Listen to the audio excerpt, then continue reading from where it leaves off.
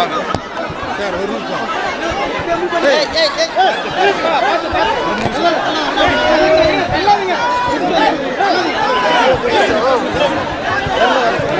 இனிய மனிதர், நல்ல நண்பர் விஜயகாந்த். இனிய நண்பர், நல்ல நண்பர், நல்ல மனிதர்.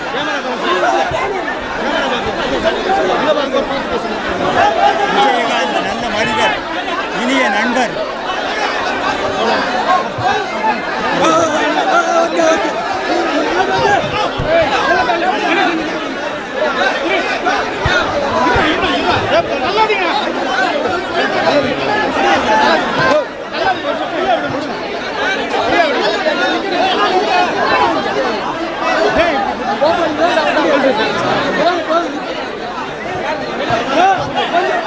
இனிய நண்பர்,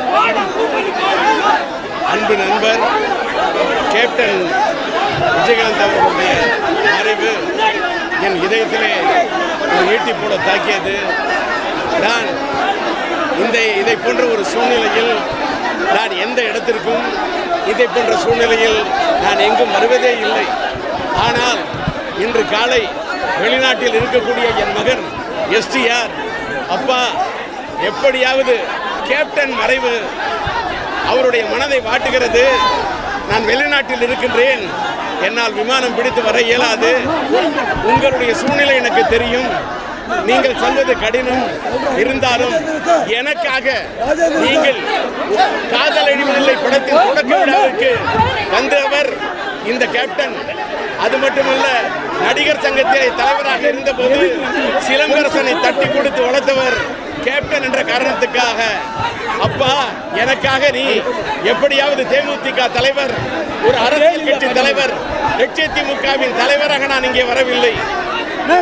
ஒரு கலைஞனாக, ஒரு நடிகனாக, ஒரு மனிதன், நல்ல மனிதன், ஒரு தலைவன், ஒரு திரை உலகத்திலே நடிகராக உதயம் எடுத்து புரட்சி கலைஞராக மாறி கேப்டன் என்று பெயர் எடுத்து ஒரு தேமுதிக என்ற ஒரு கட்சியை உருவாக்கி தமிழ்நாட்டின் சட்டசபையில் எதிர்கட்சி தலைவராகி தனக்கென்று ஒரு தனி முத்திரையை பதித்த அவர் ஒரு தலைவன் என்பதை மீறி ஒரு நல்ல மனிதன் என்ற பெயர் எடுத்தவர். இன்றைக்கு அப்படிப்பட்ட அவருடைய ஆத்மா சாந்தி அடைய எல்லாம் அல்ல இறைவனை பிரார்த்திக்கிறேன். அவரை இழந்து வாடும் ரசிகர்களுக்கும் அவரது தொண்டர்களுக்கும் அவருடைய குடும்பத்தாருக்கும் என்னுடைய ஆறுதலை தெரிவித்துக் கொள்கிறேன். அவருடைய ஆத்மா சாந்தி அடைய எல்லாம் வல்ல இறைவனை பிரார்த்திக்கிறேன்.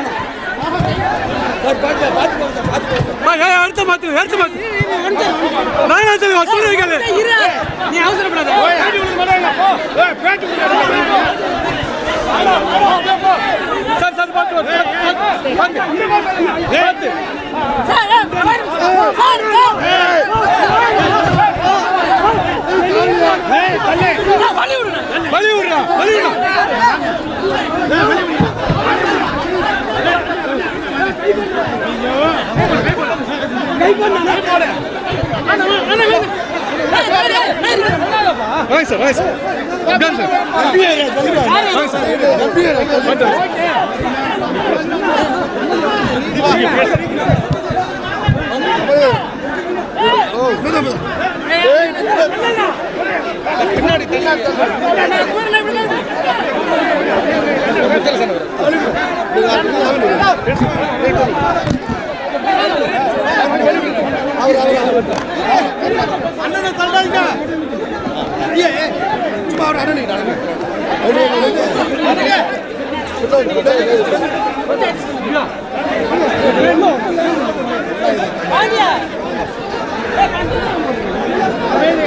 விஜயகாந்த் மறைந்து விட்டார் என்பது பௌதிக உண்மை.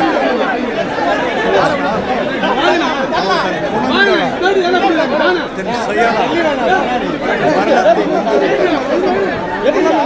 மரணத்தின் ஒரே கல்லில் மரணம் 3 மாங்காய் அடித்திருக்கிறது. விஜயகாந்த் என்ற ஒரு புதுவாழ்வின் தலைவனை அது கவர்ந்து கொண்டது. விஜயகாந்த் என்ற திரையுலக ஆளுமையை அது பறித்து கொண்டது. பொது வாழ்க்கையில் ஒரு நல்ல மனிதன் அது பறித்து கொண்டு விட்டது. விஜயகாந்த் அவர்கள் மீது எத்தனையோ பெருமைகள் இருக்கலாம். அவர் வாழ்வில் கடந்து வந்த போராட்டங்கள் பேசப்படலாம், அவர் கொடை பேசப்படலாம், கருணை உள்ளம் பேசப்படலாம், அவருடைய அன்பும் மனித நேசமும் பேசப்படலாம். எல்லாவற்றுக்கும் மேலாக நான் அவரிடம் உயர்ந்த பண்பு அல்லது உயர்ந்த சாதனை என்று கருதுவது ஒன்று உண்டு. பொதுவாக வேறொரு துறையிலிருந்து பொது வாழ்க்கைக்கு வருகிறவர்கள் காத்திருப்பார்கள். IAS, IPS அலுவலர்கள் தங்கள் பதவி காலம் முடிகிற வரைக்கும் காத்திருப்பார்கள். பதவி காலம் முடிந்த பிறகு பொது வாழ்க்கைக்கு வரலாம் என்று திட்டமிடுவார்கள். கலைத்துறையில் இருக்கிற கலைஞர்கள் சில தலைகள் மறையட்டும் பிறகு வரலாம் என்று காத்திருப்பார்கள். ஆனால் தான் வாழ்ந்த காலத்தில் கலைஞர் உச்சத்தில் இருக்கிறார், பேராளுமையாக இருக்கிறார். ஜெயலலிதா உச்சத்தில் இருக்கிறார், ஆளுமையாக இருக்கிறார். கலைஞர், ஜெயலலிதா என்ற இரண்டு ஆளுமைகளும் உயிரோடு இருக்கிற காலகட்டத்தில் ஒரு பொது வாழ்க்கைக்கு வந்து அது வெற்றி பெற்ற ஒரு தலைவராக விஜயகாந்தை நாம் பார்க்கிறோம். எதிர்க்கட்சி தலைவர் என்ற உயரம் வரைக்கும் அவர் தன் வாழ்க்கையை எட்டி இருக்கிறார். அவர் சண்டை காட்சியில் டூப் போடாதவர் என்று நண்பர்கள் எனக்கு சொல்லி இருக்கிறார்கள். அரசியல் வாழ்க்கையிலும் அவர் டூப்பை அனுமதிக்கவில்லை என்பதுதான் அவருடைய மிகப்பெரிய குணமாக நான் கருதுகிறேன். விஜயகாந்த் அவர்கள் பன்னெடுங்காலம் நினைக்கப்படுவார். ஒரு கலைஞராகவும் நினைக்கப்படுவார், ஒரு தலைவராகவும் நினைக்கப்படுவார். கலை உலகம் கலைஞராக நினைவு கொள்ளும், அவருடைய பொது வாழ்க்கை தலைவராக நினைவு கொள்ளும். அவரை இழந்து வாடுகிற அவருடைய குடும்பத்தாரை பார்த்தேன். சகோதரி பிரேமலதா அவர்கள் கண்ணீர் ஊறிய கண்களோடு தலைமாட்டில் நின்று கொண்டிருக்கிறார். அவரை பார்த்ததும் எனக்கே மனசு கலங்கிவிட்டது. நீங்கள் துணிச்சலோடு நடவிட வேண்டும் அம்மா என்று சொல்லிவிட்டு வந்தேன். அவரை இழந்து வாடும் குடும்பத்தாருக்கு என் இரங்கல். அவரை இழந்து வாடும் கதறுகிற கட்சி தொண்டர்களுக்கு என் இரங்கல். நெடுங்காலம் நினைக்கப்படுவார் விஜயகாந்த். அவர் மறைந்து விட்டார். உடல் ரீதியாக, செயல் ரீதியாக, எண்ணங்களால் அவர் பல்லாண்டுகள் வாழ்வார் என்று நினைக்கிறேன். விஜயகாந்தின் புகழ் வாழ்.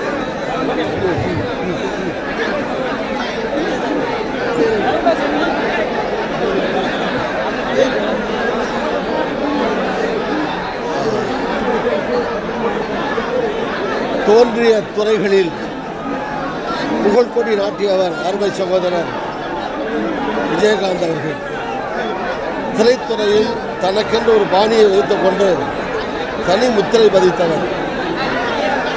லட்சக்கணக்கான கோடிக்கணக்கான ரசிகர்களை தமிழகத்தில் மட்டுமல்ல உலகெங்கும் பெற்றிருந்தவர். திரையுலகிலே எப்படி முத்திரை பதித்தாரோ அதுபோல அரசியலில் புகுந்து சிறந்த தலைவர்களாக கருதப்படுகிற பெரிய தலைவர்கள் இருவர் உயிரோடு இருந்த போது கலைஞர், செல்வி ஜெயலலிதா அவர்கள் இவரெல்லாம் வாழுகிற காலத்திலேயே அரசியலில் புகுந்தவர். துணிச்சல் நிறைந்தவர், மிகச்சிறந்த பண்பாளர், ஏழைகளுக்கு எளிய மக்களுக்கு உதவ வேண்டும் என்கிற எண்ணமும் துடிப்பும் கொண்டவர், உதவியவர். நடிகர் சங்கத்தினுடைய தலைவராக பொறுப்பேற்று நடிகர் சங்கத்தினுடைய கடனை எல்லாம் அடைத்து நடிகர் சங்கத்தை கடனிலிருந்து மீட்டவர். பல ஏழை கலைஞர்களை, எளிய கலைஞர்களையும் கடனிலிருந்து மீட்டி அவர்களுக்கும் நல்வாழ்வு தர பாடுபட்டவர். இப்படி நல்ல மனிதராக, பண்புள்ள மனிதராக, அனைவராலும் நேசிக்கப்படுகிற மனிதராக அவர் திகழ்ந்த காரணத்தினாலே தான் மக்களும் அவரை நேசிக்கிறார்கள். சகோதரர் விஜயகாந்த் அவர்களுடைய புகழ் பெருமைகள் என்றென்றும் திரையுலகிலும் சரி, அரசியல் உலகிலும் சரி, மக்கள் இடத்திலே நீங்காத இடம்பெற்று நிலைத்திருக்கும். அருமை சகோதரர் விஜயகாந்த் அவருடைய புகழ் வாழ்க என சொல்லி நிறைவு செய்கிறேன்.